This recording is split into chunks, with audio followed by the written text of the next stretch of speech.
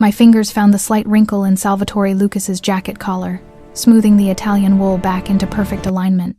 6 months I'd been the nanny in this house. 6 months of watching Emilio's smiles and ignoring the blood that sometimes appeared on bathroom towels in the middle of the night. But this morning, something felt wrong. The hallway outside Salvatore's study smelled of furniture oil and the sharp, metallic undertone that always preceded violence, something I'd learned to recognize long before I ever stepped foot in this mansion. Morning light filtered through the stained glass window at the landing, painting crimson and gold across the Persian runner. I'd walked Emilio down for breakfast just an hour ago. The mahogany door to the study stood slightly ajar, revealing the edge of an oil painting worth more than my entire neighborhood growing up. "Jane," Salvatore said, his voice carrying that particular edge that made his soldiers check their weapons. Not me, though.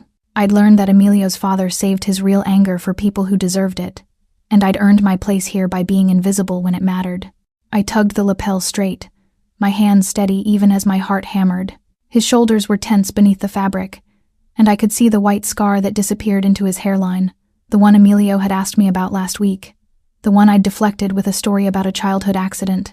At 38, Salvatore moved through the world like someone who'd stopped counting his enemies because the number had become meaningless. "There," I said quietly, stepping back. "You're ready." His eyes, dark and assessing, locked onto mine, and I saw the calculation there. The question of why I wasn't trembling like Rosa, the cook, who literally crossed herself whenever he entered the kitchen. But I didn't look away, because in that moment, I noticed what he hadn't. The guards flanking his study door stood too still, their breathing too synchronized. The air itself felt pressurized, like the seconds before a thunderstorm breaks. I leaned in, adjusting his collar one more time, and whispered near his ear, "Everyone in this room is armed. Don't enter the room." Before we dive deeper into Jane's dangerous world, hit that like button if you're already sensing the betrayal coming. Subscribe and turn on notifications so you never miss a chapter, because trust me, what happens next will have you questioning everyone in Salvatore's inner circle. Drop a comment and tell us, where are you watching from? And more importantly, would you have noticed the signs Jane picked up on? Or would you have walked straight into that room? Let us know if you're team trust your instincts or team mind your business. Now, let's find out what happens when Salvatore realizes his nanny just saved his life. Lorenzo didn't scream when they dragged him out. That was the most terrifying part. The silence as Salvatore's men found the concealed firearms. The way his consigliere's face went gray when the last weapon clattered onto the mahogany desk. 17 guns. 17 men who'd sworn loyalty, all positioned to end their boss in a single coordinated moment. I stood in the hallway with Emilio pressed against my leg, my hand covering his eyes even though the boy had probably seen worse. The study door remained open just enough for me to watch Salvatore's shoulders the way they stayed level, controlled, even as his entire inner circle collapsed around him like a house of cards built on quicksand. "Jane." His voice cut through the chaos 3 hours later, after the bodies had been removed and the study had been scrubbed clean by people I'd never see again. "My office. Now." I tucked Emilio into bed first, singing the lullaby his mother used to hum, waiting until his breathing evened out before I made my way downstairs. The mansion felt different now, lighter somehow, as if removing the rot had let it breathe again. Salvatore stood by the window, a glass of bourbon in his hand, staring out at the gardens where his son would play tomorrow, oblivious to the execution that had happened in his father's study. He didn't turn when I entered. "How did you know?" His reflection in the glass looked older, the lines around his mouth deeper. "They're breathing," I said quietly, closing the door behind me. When people are relaxed, they breathe at different rhythms. But Lorenzo's men, they were synchronized, like soldiers waiting for a command. "And you learned this where? Nanny school?" The bitter laugh escaped before I could stop it. My stepfather used to hold his breath right before he'd swing. 2 seconds of absolute stillness, then violence. I learned to count those seconds when I was 7. By the time I was 12, I could read a room's intent before anyone moved. Salvatore finally turned, his dark eyes studying me with an intensity that made my skin prickle. "You see ghosts." "I see patterns, micro-expressions, the way someone's hand drifts toward their waistband when they're thinking about drawing a weapon. The atmospheric pressure before a storm breaks." I met his gaze. "I see too much to ever be normal, Mr. Lucas." "Salvatore," he corrected, moving toward his desk. He pulled out a leather folder, sliding it across the polished surface toward me. "And you're right, you're not normal. You're something better." I opened the folder. The number at the bottom of the contract made my vision blur. "Chief of Security Intelligence," Salvatore said, pouring a second glass of bourbon and pushing it into my hand. A position I just created. For you. Because I need someone who can see the ghosts in my rooms before they pull their triggers. The amber liquid burned down my throat. I'm a nanny. You were a nanny. He raised his glass. Now you're the only person in this organization I can trust to tell me the truth about what's coming. I should have said no. Should have grabbed Emilio and run from this mansion and never looked back. But the weight of Salvatore's trust settled over my shoulders like a mantle I'd been waiting my entire life to wear. And the terrifying part was how right it felt. How seen I felt standing in this blood-cleaned office with a man who'd just executed 17 people and was looking at me like I'd handed him salvation.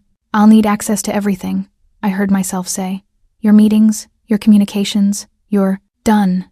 His smile was sharp, dangerous, relieved. Welcome to the family business, Jane Alfred. The way he said my name made something in my chest tighten with a warning. I didn't yet understand that this promotion wasn't just a job change. But the moment I'd crossed a line I could never uncross, tying myself to a man whose enemies would now become mine, whose survival would now depend on my ability to see death coming before it arrived. The apartment suite on the 3rd floor had probably been designed for a mistress, all cream silk curtains and marble accents, with a view of the rose garden where Emilio liked to hunt for beetles. I moved in on a Tuesday, carrying everything I owned in 2 suitcases. While Salvatore's men installed encrypted phones and a weapons safe I wasn't sure I'd ever learn to use. You'll keep the same schedule with Emilio, Salvatore said, watching from the doorway as I unpacked. Breakfast at 7, lessons at 9, playground time at 3. Nothing changes for him. And between those hours, I hung my sparse collection of dresses in a closet designed for a wardrobe 10 times the size. Between those hours, you're mine. The possessiveness in his voice should have alarmed me. Instead, it felt like an anchor the first time in my life someone had claimed me as essential rather than disposable. The test came 3 days later. Salvatore spread blueprints across the dining table during Emilio's afternoon nap, his fingers tracing the layout of a warehouse complex near the port. We've got a legitimate import business here. High-end furniture from Italy. Intelligence suggests the feds are planning a raid, looking for something that isn't there. I studied the documents, shipment schedules, employee rosters, surveillance photos of agents watching the loading docks. My fingers found the pattern before my conscious mind did. They'll come at 4 a.m. on Thursday. Here. I tapped the northeast entrance. Your night shift changes at 4:15. They're counting on that 15-minute gap when the new guards are still getting oriented. Salvatore's eyes narrowed. How can you possibly know? The surveillance photos. Same 3 agents, different positions, but they're always watching at 4 a.m. And look at the body language of your northeast guard in this photo. I pointed to a grainy image. He's checking his watch. Not worried about threats, worried about being late for shift change. They've identified your routine's weak point. He pulled out his phone, barking orders to relocate shipments and double the guard detail. When he hung up, his hand lingered near mine on the blueprints. You see everything, don't you? It's a curse pretending to be a gift. No. His voice dropped, intimate in the quiet dining room. It's the only reason my son is still alive. The words hung between us, heavy with meaning. I watched him move to the window, his shoulders tight with attention. I recognized the same terror I felt every time Emilio ran too far ahead on the playground. Every time a car backfired and my mind cataloged exit routes. I've killed 73 people, Jane. He didn't turn around. Some deserved it. Some were just in the way. I sleep fine after every single one. His reflection in the glass looked haunted. But the thought of something happening to Emilio, of not being fast enough, smart enough, brutal enough to keep him safe, that's the only thing that terrifies me. I moved beside him, close enough to see my own reflection, merge with his in the darkening window. Then we make sure you're always fast enough. He repeated, and when his hand found mine, his grip was tight enough to bruise a man drowning and finding an unexpected lifeline, pulling me down into depths I didn't know existed but somehow recognized as home. The Corvino family arrived at noon with smiles sharp as knives and expensive cologne that couldn't quite mask the scent of gunpowder. Chiara Corvino led them, a woman in her 40s, with silver-threaded hair and eyes that missed nothing, least of all me standing behind Salvatore's chair in a black suit that marked me as something more than staff but less than family. You bring your pet analyst to family business now, Salvatore?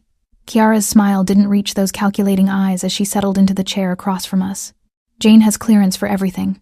His hand rested on the table, close enough to mine that the message was clear: touch her and die. I watched them negotiate territorial boundaries and shipping routes, but my attention kept snagging on the notes. 3 different Corvino lieutenants passed folded papers to Chiara throughout the meeting. Brief glances, casual handoffs that looked like ordinary business. But the timing was wrong. Too precise, too rehearsed. When they left, trailing expensive perfume and veiled threats.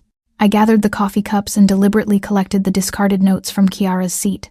Salvatore raised an eyebrow but said nothing as I spread them across his desk. These aren't random. My fingers traced the creases, the torn edges, the way each note had been folded differently. Look, this one's folded in thirds. This one in quarters. This one has a corner torn off. Jane, they're probably just... The folds are sequential markers. My heart hammered as the pattern emerged. And the handwriting changes with each note, but specific letters are darker, pressed harder. I grabbed a pen, circling the emphasized letters across all 3 notes. Emilio. It's a name. They're spelling out. I didn't need to finish.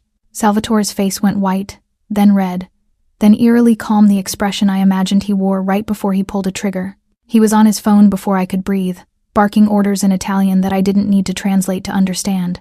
Lock down the house, triple the guard on his son, find every Corvino associate in the city, and make them disappear. How long have they been planning this? His voice was steady, but his hand shook when he poured bourbon, the amber liquid sloshing over the rim, long enough to coordinate codes. I studied the notes again, fighting nausea. This wasn't improvised, Salvatore. They came here today to finalize something, and they were arrogant enough to discuss it in front of you using a method they assumed no one would catch. But you caught it. He downed the bourbon in one swallow. You saw what my own intelligence network missed. You saved... His voice cracked. The first time I'd heard emotion break through that ruthless control. You saved the only thing in this world that matters. I stood, moving around the desk until I was close enough to see the terror in his eyes, raw and absolute. The fear of a father who'd built an empire on violence and realized none of it meant anything without his son. We'll keep him safe, I said. And his arms came around me so suddenly I gasped, not gentle, but desperate, holding on like I was the only solid thing in a world that had just tilted sideways. They targeted my child. His voice was muffled against my shoulder, and I felt the tremor run through him, rage or fear or both. They declared war the moment they wrote his name, and I knew, pressed against his chest with his heart hammering against mine, that this war would burn everything in its path, that Chiara Corvino had miscalculated catastrophically, and that I'd just become the only thing standing between Salvatore's vengeance and his son's safety. A position that would require me to be both shield and conscience for a man who'd forgotten he had limits. The mansion was silent when we returned, but it was the silence of coiled springs, 20 armed men positioned at every entrance. Snipers on the roof I couldn't see but knew were there. Emilio slept upstairs, unaware that his father had just turned their home into a fortress because someone had dared to write his name as a target. Salvatore walked through each room, checking sightlines and defensive positions with the cold precision of a general preparing for siege. I followed, watching the transformation the terrified father buried beneath layers of strategic calculation, the man who'd trembled in my arms now moving with lethal purpose. In his study, he poured 2 glasses of whiskey and handed me one without asking if I wanted it. The amber liquid caught the lamplight, and I noticed his hand was steady now, the tremor from earlier erased. In my world, debts are currency, he said, his voice carrying that terrifying calm that made his men nervous. Favors owed, obligations incurred. The entire ecosystem runs on who owes what to whom. He took a slow sip, his dark eyes never leaving mine. But what you did today, what you've done since the moment you warned me about Lorenzo, that's not a debt I can ever repay. I was just doing my job. No. He set down his glass with deliberate care. You were reading patterns invisible to everyone else. You were seeing threats designed to be unseen. You were standing between my son and the people who want to destroy everything I've built by taking the one thing I actually love. The intensity in his gaze made my breath catch. He moved closer, and I could smell the whiskey on his breath, the cedar and leather cologne that had become as familiar as my own heartbeat. You are no longer an employee, Jane Alfred. His voice dropped to something almost reverent. You are the architect of my survival, and my son's. You are protected by me, for life. Every resource I have, every connection, every weapon, they're yours if you need them. Anyone who touches you answers to me. Salvatore. This isn't a gift. He cupped my face, his thumb tracing my cheekbone with unexpected gentleness. It's a declaration. You've become essential, irreplaceable, and in my world, that means you're mine to protect, just as fiercely as I protect Emilio. The weight of his words settled over me like a contract written in blood, not oppressive, but binding in ways that had nothing to do with employment, and everything to do with the dangerous alchemy of trust and proximity, and the recognition that I'd stopped being an observer and become a participant in his violent, necessary world. What if I fail? The question escaped before I could stop it. What if I miss something? And Emilio. Then we fail together. His forehead pressed against mine, our breath mingling in the space between us. But you won't miss it, Jane. You see ghosts, remember? And now, you're the only ghost I trust to haunt my life and keep death from finding what I love. The kiss that followed wasn't gentle, it was the collision of two people who'd been circling each other in the dark, finally surrendering to gravity. 2 months later, I could field strip a Glock in under 30 seconds and read a surveillance report in 3 languages I'd never formally studied. The pistol I carried in a shoulder holster had become as natural as my own heartbeat, a weight I'd learned to forget until the moment I might need to remember it with lethal precision. The security team had stopped questioning my orders after I'd predicted an ambush on a cash transfer by noticing the nervous tick in a driver's jaw 3 days before he planned to betray us. Now they called me ma'am and waited for my analysis before making any move that mattered. But the late nights were what changed everything. Salvatore and I worked side by side in his study, the desk littered with intelligence reports and encrypted communications, our knees touching under the table in a contact that felt more intimate than it should. He'd explain the nuances of territorial negotiations, while I'd point out the micro-expressions in surveillance photos that revealed lies. We'd become a single organism, his ruthless strategy tempered by my pattern recognition, my observations given teeth by his willingness to act without hesitation. "You're falling asleep on the Barone file," he said one night, his hand warm on my shoulder. "I'm not." I blinked at the blurred text, realizing I'd been staring at the same paragraph for 10 minutes. "Maybe I am. Come on." He pulled me to my feet. "Check on Emilio with me before bed." The boy was tangled in his sheets, one arm flung over the edge of the bed, his face peaceful in sleep. I moved automatically, tucking the blanket around his small shoulders, brushing the dark hair from his forehead, adjusting his stuffed rabbit so it wouldn't fall. The same ritual I'd performed for 6 months, before everything changed. When I turned, Salvatore was watching me with an expression that made my breath catch something raw and vulnerable, like he was seeing me for the first time, or maybe seeing something he'd forgotten existed in his violent world. "He loves you," Salvatore said quietly, moving closer. "Not because you keep him safe, but because you make him feel safe. There's a difference. He's easy to love." My hand lingered on Emilio's small back, feeling the steady rise and fall of breath. "So are you." The words hung in the air between us. Salvatore's hand found mine in the dim light of Emilio's nightlight, his fingers threading through mine with the same certainty he brought to every decision, absolute, final, inevitable. "This is dangerous," I whispered, though I didn't pull away. "Mixing what we do with what we've been mixing it since the moment you straightened my collar." His thumb traced circles on my wrist, finding my pulse. "You know what I am, Jane, what I've done, what I'll do if the Corvinos come for my son. And you're still here, still watching my back, still tucking Emilio in like he's yours to protect too. He is mine to protect." The truth of it settled in my chest, solid and unshakable. "You both are." His kiss was softer this time, gentle in the shadowed room where his son slept, and I tasted the promise in it that this wasn't just attraction or convenience, but something that had grown in the space between danger and duty, between late-night strategy sessions and morning routines with a 5-year-old who needed us both to survive the war his father's enemies had declared. Serena arrived on a Tuesday morning in a cloud of Chanel and carefully controlled rage. She was beautiful in the way expensive things are beautiful, polished, maintained, and completely hollow at the center. Emilio's mother in biology only, having signed custody away 3 years ago for a settlement that kept her in penthouses and far from the violence that came with Salvatore's name. "So you're the new fixture," she said, finding me in the garden where I was reviewing perimeter reports while Emilio played in the sandbox.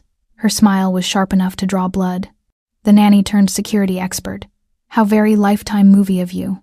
I stood slowly, marking my page. "Mrs. Lucas, Salvatore didn't mention you were visiting. He doesn't know. I came to see my son." She glanced at Emilio without any warmth lighting her perfect features. "And to warn you, woman to woman, about what you're walking into. I know what Salvatore is." "Do you?" She laughed, the sound brittle. "Did he tell you about Anya? His last, trusted advisor?" She was brilliant too. Saw patterns, predicted threats, became indispensable. Serena's manicured nail traced the edge of my report. Until she wasn't. Until she made one mistake, hesitated at the wrong moment, and Salvatore exiled her so thoroughly that no one even speaks her name anymore. My stomach tightened, but I kept my voice level. "What happened to her?" "She disappeared. New identity, new country, enough money to keep her comfortable and silent." Serena stepped closer, her perfume overwhelming. "That's what Salvatore does when his obsessions become liabilities, Jane. He doesn't just love, he consumes. And when you can no longer serve the purpose he's assigned you, he'll erase you just as efficiently as he erased Lorenzo. I'm not Anya. The words came out harder than I intended. And I'm not you. I didn't leave because the blood got on my designer shoes. I stay because Emilio needs protection. And Salvatore needs a weapon that thinks. Serena's eyes glittered. That's what you are to him. A beautiful, useful weapon. And weapons get replaced. Mama! Emilio's voice cut through the tension. And I watched Serena's mask slip just for a moment, before she pasted on a smile and knelt to accept her son's hug with all the warmth of someone hugging a stranger's child. After she left, trailing empty promises to visit again soon, I found Salvatore in his study. He looked up from his paperwork, reading my expression instantly. She came to warn you, he said, not a question. She told me about Anya. Something flickered across his face. Regret, maybe, or the ghost of an old wound. And now you're wondering if you're next. If one mistake will get you disappeared. Are you wondering that? I moved closer, searching his eyes for the truth beneath the ruthless strategist. Am I just a weapon to you, Salvatore? A useful tool you'll discard when I inevitably fail? He stood, closing the distance between us in 2 strides, his hands framing my face with a tenderness that contradicted everything Serena had warned me about. You're not Anya. And you're not Serena. You're the woman who sees death coming and stands in front of it anyway. You're the person my son calls for in the night when he has nightmares. His voice dropped. You're mine, Jane. Not as a weapon, as something I can't name and don't deserve but refuse to lose. The intensity in his words should have terrified me. But instead, I felt the ground shift beneath us, both realizing that Serena was right about one thing. Salvatore's love was an obsession, dangerous and all-consuming, and I was already too far gone to care. The ambush came 3 weeks later, on the north road leading to the estate. 2 SUVs blocking the path, 6 Corvino soldiers with automatic weapons, and the calculated arrogance of people who thought catching Salvatore away from his fortress made him vulnerable. They were wrong. I saw the trap in the tree line, the unnatural shadow, the glint of metal, and screamed, "Left!" Half a second before the first shots shattered the windshield, our driver swerved, Salvatore's body covering mine as bullets punched through the door. His men returned fire with the precision of people who'd been waiting for this moment, and within 90 seconds, the Corvinos were dead or dying in the road while our convoy circled back toward home. "You're bleeding," I said, my hands shaking as I pulled Salvatore's jacket off in his private bathroom. The bullet had grazed his bicep, a clean line that would scar, but nothing worse. I've had worse. But he let me clean the wound, his dark eyes tracking my movements as I worked with the medical kit I'd learned to keep stocked. "You saved my life back there. That split-second warning. That's my job." I pressed gauze against the wound, maybe harder than necessary. "No." His good hand caught my wrist. "Your job is keeping Emilio safe. You stayed in the car with me. You could have been killed. So could you. And that matters to you." It wasn't a question, but there was wonder in his voice, like he couldn't quite believe someone cared whether he lived or died beyond what he could provide them. I finished bandaging his arm in silence, but when I tried to step back, he pulled me between his legs, his hands settling on my hips. "Serena told you about Anya. What she didn't tell you is why I let her go." She said. Anya hesitated. "Made a mistake. Anya saw me kill a man who'd betrayed us." His voice was steady, matter of fact. "Shot him in my study while she was bringing me coffee." She stood there watching blood pool on the marble, and something broke in her. She started screaming, couldn't stop. The next day, she begged me to let her leave, said she couldn't be near me anymore, couldn't sleep without seeing it. His thumb traced my hip bone. I let her go because she was weak, because she looked at me like I was a monster she'd just discovered, and I knew she'd never be useful again. "And you think I'm different?" I met his gaze. "You think I don't see the monster?" "I think you see the monster and you stay." His hands tightened on my hips, pulling me closer. "You see exactly what I am, what I do, what I'm capable of, and you still stand in front of bullets for me. You still tuck my son into bed. You still look at me like I'm a man worth saving instead of a weapon that needs managing. You are worth saving." The words escaped before I could examine them for truth. "You're brutal and ruthless, and you've done terrible things.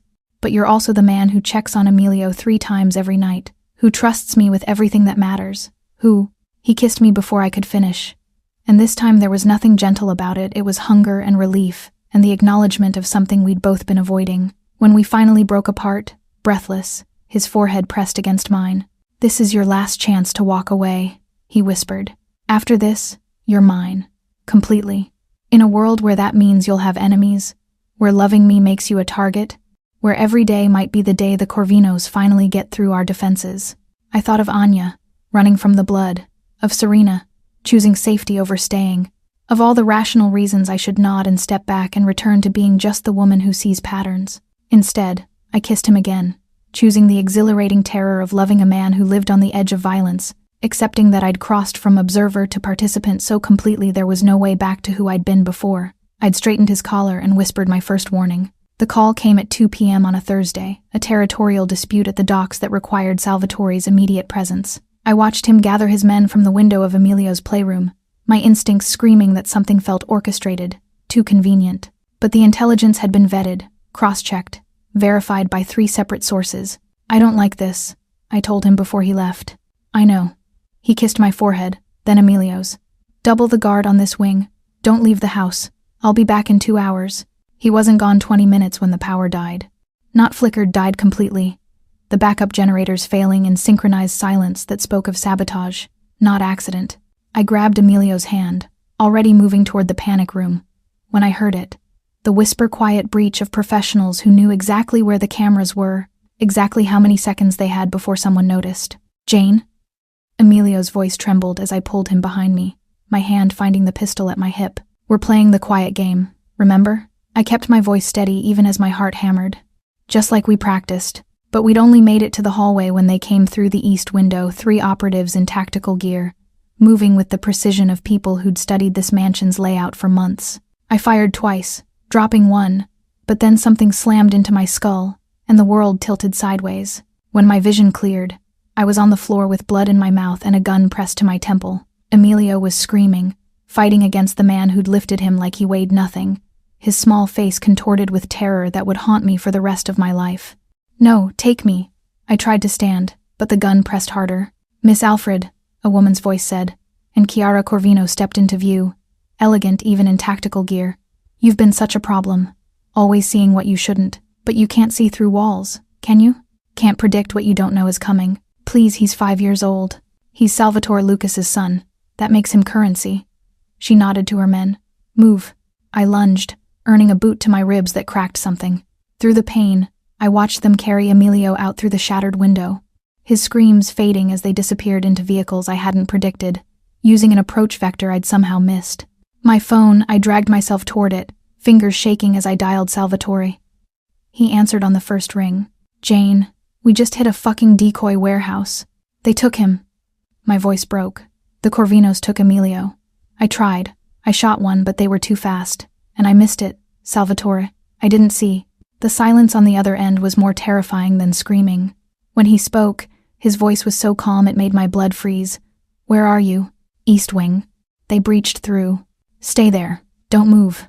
I heard him barking orders in the background, his tone shifting to something I'd never heard before, not anger, but the absolute zero of a man who just had his soul ripped out. I'm going to find them, Jane. I'm going to find every Corvino in this city, and I'm going to burn their fucking world down until they give me back my son. Salvatore, wait, if you go in guns blazing, they'll kill him. Then they'll die too. Everyone dies. The whole goddamn city burns if that's what it takes. The line went dead, and I realized with horror that I'd just heard the sound of a man abandoning strategy for vengeance, choosing the brutal certainty of violence over the calculated risk of negotiation, and that somewhere in a vehicle speeding away from the mansion, a 5-year-old boy who trusted me to keep him safe was paying the price for my failure to see the trap Chiara Corvino had laid so perfectly. 6 months later, I sat across from him in the mansion's garden, Emilio playing nearby under the watchful eye of 3 bodyguards. Salvatore was out on bail, facing a trial that would dominate headlines for months. We'd spent half a year preparing his defense, managing his empire from the shadows, keeping Emilio safe, while the legal system ground toward judgment. He reached across the table, placing a small velvet box between us. Inside was a simple platinum band with a single diamond, elegant, understated, perfect. Will you tie yourself legally and permanently to a man who will always have enemies, but who will never stop needing you to see the world for him? His voice was steady, but his hand trembled slightly. Who will spend the next year, maybe longer, in courtrooms? Who might end up in prison? Who comes with a 5-year-old son and more danger than any sane person would accept? I looked at Emilio, heard his laughter, thought about the moment in that church when I'd offered myself as a sacrifice, and felt more alive than I'd ever been. I thought about Salvatore's hand in mine during late nights, strategizing his defense, the way he still checked on his son 3 times every night, the absolute trust in his eyes when he asked my opinion on decisions that could destroy or save him. "Yes," I said, slipping the ring on my finger where it settled like it had always belonged there. "I'll tie myself to you, to Emilio, to this beautiful, dangerous, impossible life we've built." He kissed me across the table, and somewhere in the garden, Emilio cheered, not understanding the significance but recognizing joy when he saw it, this small family we'd forged in fire, bound by love and danger, and the unwavering certainty that some things were worth the risk of losing everything. Jane Alfred walked into that mansion as the invisible nanny, someone who kept her head down and her observations to herself. But the moment she whispered, "Everyone in this room is armed. Don't enter the room," everything changed. She became the woman who sees death coming and stands in front of it anyway. The woman who traded a mafia boss's freedom for his son's life. The woman who said yes to a proposal that comes with ankle monitors, federal trials, and enemies who never forget. But here's what you need to understand. This is just the beginning. The trial starts in January. The Corvinos are still plotting in the shadows, and Jane's about to discover that seeing patterns isn't enough when the people closest to you are hiding secrets that could destroy everything. If you want to know whether Salvatore walks free or spends the next 20 years in prison, if you want to see Jane use every ounce of her brilliant, dangerous mind to save the man and child she loves, if you want to find out what Chiara Corvino does next, and whether this family forged in fire can survive what's coming, then you need to subscribe right now and click that video showing on your screen. Because trust me, what happens in that courtroom will have you on the edge of your seat. The next chapter drops soon, and you do not want to miss it. Subscribe, hit that notification bell, and let's see if love really can survive in a world built on violence and vengeance.